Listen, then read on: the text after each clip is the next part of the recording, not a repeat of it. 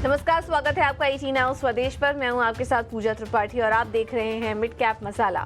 और इस शो में हम फोकस करेंगे मिड कैप स्टॉक्स पर और रणनीति क्या होनी चाहिए वहां, इस पर भी आगे एक एक करके चर्चा करेंगे। लेकिन सबसे पहले नजर डाल लेते हैं बाजार पर। और इस वक्त शानदार तेजी देखने को मिल रही है। दिन के ऊपरी स्तर पर है बाजार। निफ्टी में 123 अंकों की तेजी, बैंक निफ्टी में भी शानदार तेजी लौटी है और करीब 300 अंकों से ज्यादा की मजबूती बैंक निफ्टी भी दिखा रहा है। तो बैंकों में अच्छी तेजी है। ऑयल मार्केटिंग कंपनियां सुबह से चली रहे थे और आईटी स्टॉक से भी अब हम देख रहे हैं कि वहां से भी अच्छी बाइंग नजर आ रही है। ब्रॉडर मार्केट अभी अगर देखेंगे तो वो भी पॉजिटिव है और ज्यादातर स्टॉक्स आज हरे निशान में कारोबार कर रहे हैं। 880 गिरने वाले शेयरों के सामने एनएससी पर 1570 स्टॉक्स ऐसे हैं जो कि हरे निशान में ट्रेड कर रहे हैं। और एफएनओ का में भी अगर वायदा बाजार में भी एडवांस डिक्लाइन रेशियो देखेंगे तो काफी पॉजिटिव, करीब 109 शेयर्स ऐसे हैं वायदा बाजार में जो कि पॉजिटिव इस वक्त कारोबार कर रहे हैं।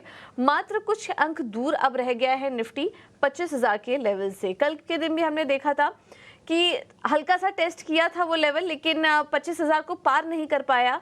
आज हम वापस से वो लेवल्स दोबारा से टेस्ट होते हुए देखेंगे। देखना होगा कि सेकेंड हाफ में किस तरह की चाल रहती है बाजार की। लेकिन फिलहाल तेजी का मोमेंटम बाजार में बना हुआ है और बैंकिंग स्टॉक्स में काफ़ी अच्छी बाइंग इस वक्त नजर आ रही है। आगे बढ़ते हैं और अब बात करते हैं मिड कैप स्टॉक्स की। किन मिड कैप शेयरों में बड़ा एक्शन दिखाई दे रहा है और 3 विंडो के जरिए हम आपको बताएंगे कि कौन कौन से स्टॉक्स आज मिड कैप स्पेस में फोकस में हैं खबरों के चलते। जिंदल सॉ काफ़ी अच्छे नतीजे आए, बेहतरीन नतीजे। कंपनी का मुनाफा 66% बढ़ा, मार्जिन में 3.2% की बढ़ोतरी देखने को मिली, जिसके चलते जिंदल सॉ आज ऊपर है।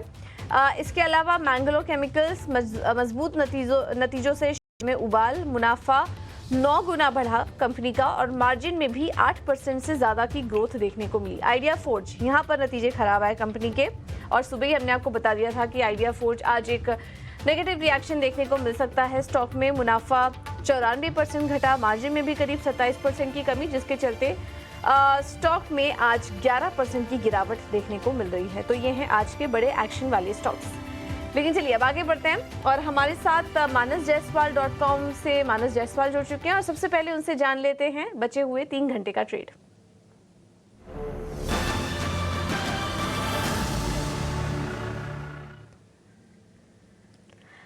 मानस, good afternoon, thank you so much ET now Swadesh को समय देने के लिए। क्या नजरिया बन रहा है आपका बाजार पर? एक बार वापस से हम देख रहे हैं कि 25,000 के लेवल की तरफ धीरे धीरे बाजार बढ़ रहा है और ये मजबूती ब्रॉडर मार्केट्स में भी देखने को मिल रही है। आपका क्या व्यू है मार्केट में? क्या टारगेट्स आप वॉच कर रहे हैं और किन शेयरों में ट्रेड करें, ये भी बताइए।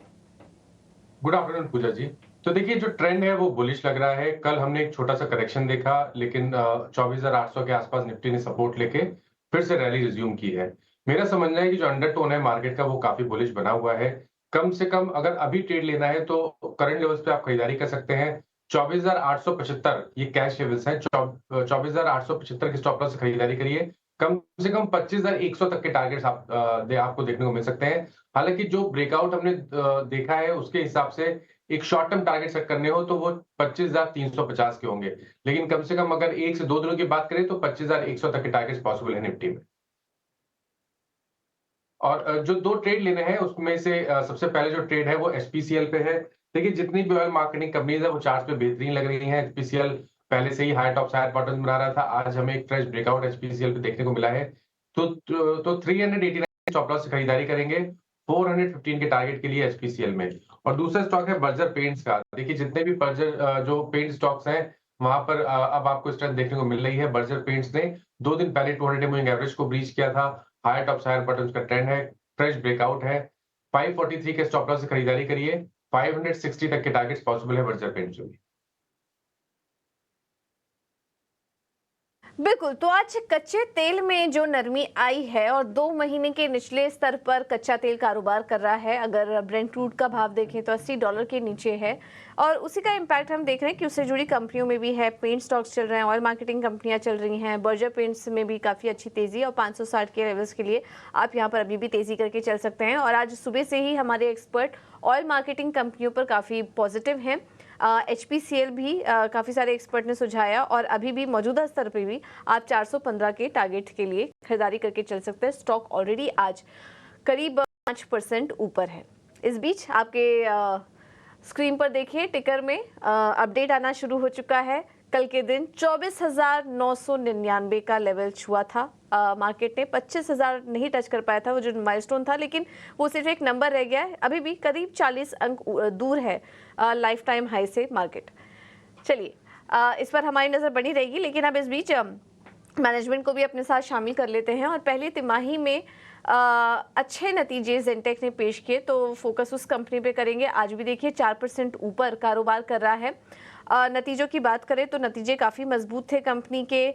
आय में 90% से ज़्यादा की ग्रोथ कंपनी ने दर्ज की। कामकाजी मुनाफा 62% बढ़ा कंपनी का। मुनाफे में भी करीब 60% की तेज़ी कंपनी ने दर्ज की है।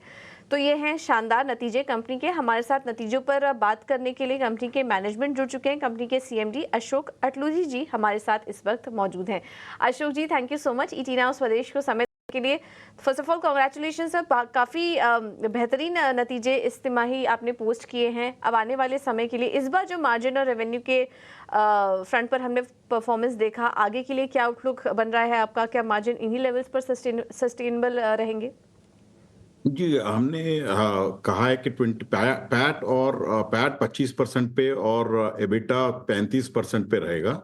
तो वो कॉन्फिडेंस है हमको, ये साल के लिए नहीं, अगले कपल ऑफ इयर्स के लिए भी ये मार्जिन हम सस्टेन कर पाएंगे। तो बेसिकली प्रोडक्ट मिक्स और मार्केट मिक्स के हिसाब से थोड़ा इधर उधर होगा। मतलब अगर एक्सपोर्ट्स में हमारे मार्जिन ज्यादा रहते हैं कंपेयर टू डोमेस्टिक, और सिमुलेटर्स में ज्यादा रहते हैं margin compare to anti drone systems, तो और सिमुलेटर्स में भी डिफरेंट कॉम्बिनेशंस हैं। तो या तो sustainable margin level at 25 PAT तो हमको लगता है, और 35 एबिटा लग रहा है हमको।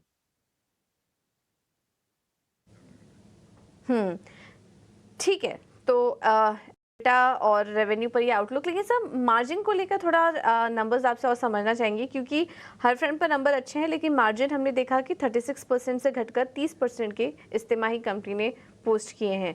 आगे के लिए क्या आउटलुक बन रहा है आपका मार्जिन में? पहले तो ये डिक्लाइन किस वजह से है, अगर वो आप हमारे दर्शकों को बता पाए तो, और आगे के लिए क्या आउटलुक शेयर करेंगे? ये हमारे पूरा ऑर्डर बुक में ऑलमोस्ट 300 करोड़ से ज्यादा एक्सपोर्ट के ऑर्डर्स हैं। तो ये पहले क्वार्टर में हमने कोई एग्जीक्यूट नहीं किया एक्सपोर्ट का ऑर्डर, केवल डोमेस्टिक ऑर्डर्स ही हैं ये पूरे। तो इसलिए वो थोड़ा मार्जिन कम हो गया है। जैसे मैंने बोला है कि एक्सपोर्ट मार्जिन में ज्यादा रहेगा तो आगे, बट अगेन हम बोल रहे हैं सस्टेनेबल मार्जिन जो है वो पैट में 25% रहेगा और एबिटा में 35 रहेगा। तो मेरे ख्याल से वो अगर लें, कंपेयर करने की जगह अगर हम वो गाइडलाइन लें, तो आपको पता लगेगा कि margin has been reasonable. Okay sir, order book के बारे में भी थोड़ा हमें गाइड कीजिए। अभी मौजूदा ऑर्डर बुक का ब्रेकअप कैसा है और आने वाले समय में कंपोजिशन क्या रहेगा, किस स्पेस में, किस सेगमेंट में आप फोकस करेंगे, और कुल ऑर्डर बुक आप कैसी देख रहे हैं? नहीं, ऑर्डर बुक आज की तारीख में 1160 करोड़ है, और हमको उसमें से ये साल में हम कुछ 650 करोड़ और एग्जीक्यूट कर देंगे। और हमको लगता है कि थर्ड और फोर्थ क्वार्टर में ऑर्डर्स आने चाहिए, जिससे हमारा 50% का ग्रोथ जो हमने टारगेट किया है वो हो जाए। तो ऑर्डर का तो, बट ये ऑर्डर्स तो लास्ट क्वार्टर में ही ज्यादा आएंगे, थर्ड और फोर्थ क्वार्टर में। तो ये इस पे काफी मतलब गवर्नमेंट से जो इंटरेक्शन हो रहा है, हमारे ओवरसीज कस्टमर से जो ओवरसीज इंटरेक्शन हो रहा है, उससे हमको कॉन्फिडेंस है कि ऑर्डर्स आज आ जाएंगे थर्ड और फोर्थ क्वार्टर में। सर, मार्केट शेयर आप कैसे देख रहे हैं? क्योंकि भारत में इस वक्त अगर हम सिमुलेटर्स की बात करें तो इसका जो मार्केट साइज दिखाई दे रहा है वो करीब 140 बिलियन का है, और काउंटर ड्रोन्स का मार्केट इस समय करीब 120 बिलियन का दिखाई दे रहा है। ऐसे में आप अपनी कंपनी के लिए क्या अपॉर्चुनिटीज देख रहे हैं और मार्केट शेयर कैसी देख रहे हैं आप? देखिए, एंटी ड्रोन में जैसे पिछले साल जब ओपन टेंडर हुआ था, उसमें सिर्फ 2 कंपनियां पार्टिसिपेट किए थे। मतलब 12-15 कंपनियां आए थे प्री बिड डिस्कशन पे, बट एक्चुअली 2 ही कंपनी आए थे इक्विपमेंट लेके, और उसमें से हम जेन अकेला क्वालिफाई हुआ। तो ये आईडीडीएम कैटेगरी में था कि वो बोल रहे थे कि आईपी इंडियन कंपनी की होनी चाहिए। ये बोलते काफी लोग आए नहीं ट्रायल के लिए। तो हमको लगता है कि आज की तारीख में बहुत कम कंपटीशन एंटी ड्रोन सिस्टम में। हालांकि याद रखिए कि 2018 से हमने कई करोड़ों इन्वेस्टमेंट किया है क्या डेवलपमेंट के लिए। तो ये आईपी पूरा हमारा है। इसमें ड्रोन में detector, jammer, radar, even the camera, command and control centre सब हमारे ग्रुप ने बनाया है। तो हमको तो वो कॉन्फिडेंस जो है हमें काफी कम लोगों में है। तो फॉरेन से कंपटीशन अभी आजकल हम ओवरसीज भी जाके हमको ऑर्डर्स मिल रहे हैं। मतलब ये जो प्रोडक्ट बनाया है वो इंडियन मार्केट के लिए नहीं बट ग्लोबल मार्केट के लिए है। जैसे बाकी प्रोडक्ट्स है हमारे, वी ऑलवेज एम कि वर्ल्ड में बेस्ट कैसे रहें। तो उससे लगता है कि हमको ये मार्केट शेयर काफी कैप्चर होंगे। मैं एग्जैक्ट परसेंटेज नहीं बता पा रहा हूँ बट हम काफी डोमिनेंट रहेंगे। सिमुलेटर्स में भी वही हमारा आईपी ओनरशिप काफी है और उसमें हमने देखा है थोड़ी जगह पे हम सिंगल वेंडर आए हैं। अगेन ये ग्लोबल, ये एकदम वर्ल्ड क्लास प्रोडक्ट्स हैं। तो मेरे ख्याल से government, the Indian arm forces are happy and वो हमसे खरीद रहे हैं। और आपने जो पॉजिटिव आउटलुक शेयर किया है, जो कमेंट्री है आपकी, वो आपके स्टॉक प्राइस पर भी रिफ्लेक्ट कर रहा है सर। नतीजे भी काफ़ी शानदार आए और हम उम्मीद करते हैं कि आने वाले कंपनी की ऑर्डर बुक ऐसे ही ग्रो करती रहे और शेयर धारकों को भी फायदा हो। बहुत बहुत धन्यवाद सर हमें समय देने के लिए अपना। तो ज़ेनटेक 4% करीब ऊपर है आज नतीजों के बाद और स्टॉक में शानदार रनअप देखा भी गया है। पिछले अगर वाईटीडी रिटर्न देखें जनवरी से लेकर अभी तक का तो 111% स्टॉक चल चुका है। बजट में हमने देखा कि सरकार का फोकस डिफेंस में था ही और बजट के बाद का भी रनअप अगर आपको बताएं तो 23 जुलाई को बजट आया था, उसके बाद देखिए 300 करीब 200 अंकों से ज़्यादा की तेज़ी ये स्टॉक दिखा चुका है ज़ेनटेक और नतीजे तो अच्छे आई हैं कंपनी के। मानस जी कैसी लग रही है आपको ये कंपनी? शानदार तेज़ी देखने को मिली, अपने ऑल टाइम हाई के पास इस वक्त स्टॉक कारोबार भी कर रहा है। मौजूदा स्तर पर ये शेयर कैसा लग रहा है आपको? देखिए ऑलरेडी हमने बढ़िया मूव स्टॉक में देख लिया। मेरे ख्याल से 900 रुपए से नॉन स्टॉप रैली देखने को मिली है, कहीं पर कोई मेजर करेक्शन देखने को नहीं मिला। और अभी भी चार्ट्स पे वीकनेस कहीं पर नहीं है, लेकिन अब एक नया टारगेट देना शायद थोड़ा सा मेरे लिए मुश्किल है टेक्निकली। बट स्ट्रैटेजी ये रहेगी कि अगर आपने लॉन्ग पोजीशन बना रखी है तो स्टॉप लॉस को ऊपर रिवाइज कर लीजिए और पोजीशन में बने रहिए। तो स्टॉप लॉस को रिवाइज करके 1600 रुपए के नीचे लगा के रखिए और पोजीशन में बने रहिए। अगर ये 1685 के ऊपर सस्टेन करेगा तो शायद आपको 1730 1735 तक के स्तर और देखने को मिल जाएंगे। ठीक है, तो स्टॉक को फ्रेश तेजी के लिए 1685 के ऊपर सस्टेन करना होगा, उसके बाद फ्रेश तेजी दिखाई देगी। फिलहाल जिनके पास है स्टॉप लॉस अपने रिवाइज कर लीजिए और मौजूदा पोजीशन के साथ बने रह सकते हैं। फ्रेश खरीदारी की सलाह इस वक्त आपको नहीं दी जाए। अब चर्चा को आगे बढ़ाते हैं। मिड कैप में जहां पर एक्शन नजर आ रहा है उस पर एक एक करके राय ले लेंगे। सबसे पहले तो जिंदल सॉ पे बात करते हैं। मानस जी कैसी लग रही है आपको ये कंपनी? क्योंकि आज हम देख रहे हैं कि शानदार नतीजे है, उसके बाद स्टॉक में तेजी भी है। जिंदल सॉ में मुनाफा 66% बढ़ा, मार्जिन में भी 3% की बढ़ोतरी देखने को मिली। स्टॉक करीब 7% ऊपर है आज। क्या करना चाहिए नतीजों के बाद? क्या कोई ट्रेड देख रहे हैं आप स्टॉक में? तो देखिए ये एक फ्लैग पैटर्न का ब्रेकआउट है। काफी समय के बाद 600 610 का जो रेजिस्टेंस है स्टॉक ने उसको ब्रीच किया है। काफी बेहतर वॉल्यूम देखने को मिल रहे हैं, लेकिन क्योंकि 3 दिन की रैली हो गई है तो केवल एक डिप का इंतजार करिए। आई थिंक 630 के आसपास स्टॉक में खरीदारी करनी चाहिए। 590 के स्टॉप लॉस से 720 रुपए के टारगेट के लिए।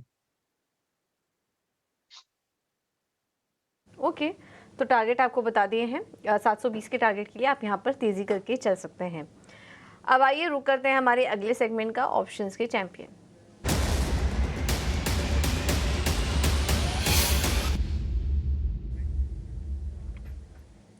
हमारे साथ रेलिगेयर ब्रोकिंग से अजीत मिश्रा जी जुड़े हैं। अजीत जी थैंक यू सो मच समय के लिए। बताइए क्या रणनीति सुझाएंगे आप? शुक्रिया पूजा। देखिए जिस तरीके से मार्केट में पॉजिटिव टोन बना हुआ है और खास तौर से अगर आप देखेंगे तो ऑटो स्पेस में काफी ज्यादा ट्रैक्शन देखने को मिल रहा है एक कंसोलिडेशन के बाद। तो उसी लाइंस पे बेसिकली हीरो मोटो को कि यहाँ पे भी आप देख रहे हैं ऑलमोस्ट पिछले करीब 1 महीने से ज्यादा हो चुका है जहाँ पे कंसोलिडेशन का टोन है, बट मेनली प्राइस वाइज एक टाइम वाइज हम करेक्शन देख रहे हैं स्टॉक में। अब मुझे लगता है कि जिस तरीके से अब दूसरे स्टॉक्स में तेजी आई है, यहाँ पे भी आपको ट्रेंड रिज्यूम होते हुए जल्दी नजर आएगा। तो 5500 वाली कॉल जो कि करीब 176 के पास ट्रेड कर रही है, इसको आप लॉन्ग कर सकते हैं 145 के स्टॉप लॉस के साथ 240 तक के टारगेट्स के लिए। ओके, थैंक यू जी आपका समय देने के लिए। तो ऑटो स्टॉक्स में बाइंग नज़र आ रही है और ऐसे में हीरो मोटोकॉर्प में अभी भी मौके आप देख सकते हैं। रणनीति बनाने के लिए 5500 की कॉल खरीदे, 176 के पास है जिसमें कि 9600 का अधिकतम मुनाफा हो सकता है। ये है स्ट्रैटेजी अजीत जी की तरफ से। अब आगे बढ़ेंगे और एक और स्टॉक पर फोकस करते हैं आज, और ग्रीव्स कॉटन आज खबरों में है। ग्रीव्स कॉटन को जल्द ही ईवी सब्सिडी के लिए मंजूरी मिल सकती है। इस पर और जानकारी ले लेते हैं शरद दुबे से। शरद हमारे साथ जुड़ चुके हैं। शरद बताइए, ग्रीव्स कॉटन से जुड़ी क्या खबर आ रही है? जी बिल्कुल, ग्रीव्स कॉटन फोकस में रहेगा और यहाँ पे सूत्र जो है ईटी नाउ स्वदेश को बता रहे हैं कि कंपनी को जो है ईएमपीएस जो ईवी सब्सिडी स्कीम होती है उसके लिए कंपनी क्वालिफाई कर चुकी है और अप्रूवल जो है जल्द अनाउंस हो सकता है।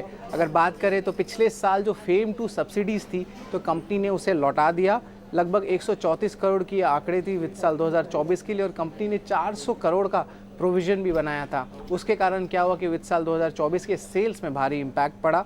अब जो है मिनिस्ट्री ने अलाउ कर दिया है कि इस कंपनीज़ को भी जो है ईएमपीएस स्कीम जो ईवी सब्सिडी स्कीम है उस पर आपको बेनिफिट मिल सकता है। लगभग 10,000 रुपये प्रति गाड़ी के जो है सब्सिडी मिलने वाला है और एनालिस्ट का मानना है कि ईएमपीएस जो है ज़्यादा सेल्स गुजरात से देखने मिल सकता है क्योंकि वहाँ पे ऑलरेडी एक स्टेट इंसेंटिव 10,000 रुपये प्रति व्हीकल की ऑलरेडी है। इसके अलावा रतन इंडिया जो कंपनी है एंटरप्राइजेस, उनकी जो रेवोल्यूट बाइक्स है उनको भी जो है आज ही अनाउंसमेंट आया कि उनको भी ईवी सब्सिडी के लिए एप्लीकेबिलिटी ईएमपीएस सेगमेंट में मिल चुकी है। तो ये इंपॉर्टेंट न्यूज़ फ्लो जो है आ रहा है स्पेशली 2 व्हीलर ईवी सेगमेंट को लेके। बिल्कुल, बहुत बहुत शुक्रिया शरद आपका ये पूरा अपडेट देने के लिए। तो ग्रीव्स कॉटन ईवी सब्सिडी के लिए मंजूरी मिल सकती है, सरकार ईएमपीएस सब्सिडी की मंजूरी दे सकती है। ये एक एक्सक्लूसिव जानकारी हमें मिल रही है सूत्रों के हवाले से, जिसमें कि प्रति वाहन 10,000 रुपये की सब्सिडी कंपनी को मिल सकती है। FY24 में इस वजह से हमने देखा था कि कुछ बिक्री पर असर आया था, लेकिन इसके बाद हम देख सकते हैं कि यहाँ से कंपनी की बिक्री को भी एक सहारा सपोर्ट हुआ नजर आएगा। ग्रीव्स कॉटन 4% ऊपर इस वक्त ये स्टॉक कारोबार कर रहा है। मानस जी, क्या सलाह देंगे आप? ग्रीव्स कॉटन में 174 के पास है इस वक्त, अगले टारगेट्स क्या देख रहे हैं आप कंपनी के लिए? तो देखिए, चार्ट तो बेहतरीन है, हाई टॉप हायर बटन का ट्रेंड है और स्टॉक बिल्कुल तैयारी में है एक फ्रेश ब्रेकआउट के लिए। चार्ट्स पे अभी भी करंट लेवल्स पे भी खरीदारी करने की राय रहेगी। 166 के स्टॉप लॉस से खरीदारी करनी चाहिए। जो नेक्स्ट टारगेट होगा वो करीब करीब 192 का होगा। ठीक है, 192 के अगले टारगेट नजर आ रहे हैं। दिन के ऊपरी स्तर पर देखिए स्टॉक कारोबार भी कर रहा है और इसके पीछे की एक्सक्लूसिव जानकारी हम अभी आपको दे भी रहे थे। अब चलिए रुक करते हैं अगले सेगमेंट का, मिड कैप के महारथी।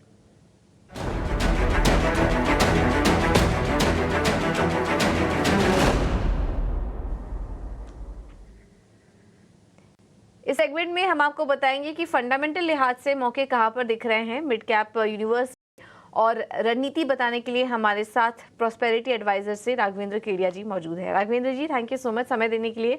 बताइए क्या स्टॉक सुझाएंगे आज आप? गुड आफ्टरनून पूजा जी, गुड आफ्टरनून ईटी नाउ स्वदेश का टीम। मिड कैप स्पेस में हमारा पहला स्टॉक है आंध्रा पेट्रोलियम। इसका करंट मार्केट कैप 960 करोड़ का है और कंपनी का करंट प्राइस 113 रुपए का है। जैसे ही क्रूड प्राइस में थोड़ा सा अपटिक आता है तो इस आंध्रा पेट्रोलियम को इससे एडवांटेज होगा। कंपनी के 2 मेजर प्रोडक्ट्स हैं, ऑक्सी अल्कोहल और इथिल हेक्सानॉल। ये दोनों प्रोडक्ट्स का हमें एक्सपेक्टेड है जो Q1 अर्निंग्स आएंगे वो काफी अच्छे रहेंगे। उसको चलते फुल ईयर ईपीएस जो हमारे कैलकुलेशन के ऊपर आ रहा है वो 15 रुपए के आसपास आएगा earning per share on a full year basis. और एक मॉडरेट मल्टीपल अगर 10 का दें तो 15 के ईपीएस पे 10 का पी मल्टीपल से 150 का लक्ष्य बनता है 1 साल की अवधि के लिए। इसमें लगभग 30 से 32% का संभव है। कंपनी का आंध्र पेट्रोलियम में ये लॉन्ग टर्म स्टॉक रहेगा मिड कैप स्पेस में पहला स्टॉक। दूसरा स्टॉक हमारा रहेगा Tata chemicals. Company Tata group company है तो कॉर्पोरेट गवर्नेंस काफी अच्छा है।